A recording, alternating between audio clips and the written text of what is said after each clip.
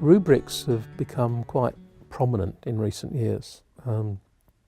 Some might say rather over-prominent, but they do good things.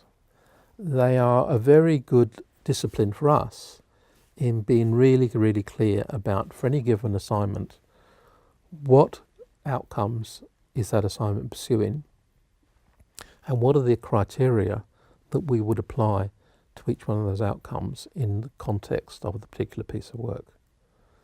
So they're a device for clarifying judgments, and they're particularly important, in fact they're unbelievably important, when we've got a very, very large class with multiple markers of ensuring consistency. So rubrics are a wonderful device for kind of trying to get tutors aligned with each other. But they also have this device of communicating information to students. Some people give their comments back to students in the context of the rubric, so they can then define those categories. But sometimes it's more useful for students to create their own rubric than just have it given to them, because a lot of the learning about what constitutes good work occurs when you try to grapple with and understand what that means in a particular context.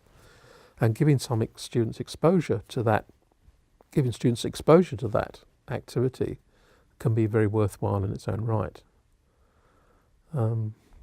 I think the limitation of rubrics is that we need to be very careful that it's not just giving students the message that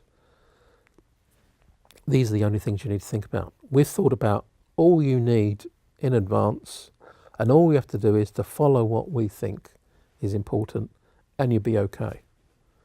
This has got a very short-term worthwhile payoff. Long-term, it's disastrous. Long-term, students need to be able to make those judgments themselves. They've got to identify where the standards that are appropriate for their work are and how to apply them. I think if you're writing rubrics like this, I think it's probably best to start at the pass level.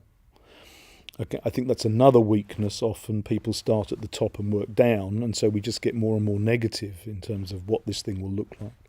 So I would start at what a pass is. And then I think if you see it as a nested hierarchy, so in other words, the next grade up, it's an automatic assumption that the students managed everything that was in the grade below. And then the avoidance of weasel words, so we actually have to be describing what a good version of this thing would look like. And then if we must have a higher grade yet, so what would an excellent version of this thing look like? So we don't use those words at all. We have to define what it would look like in this given task at this level that the students are performing at.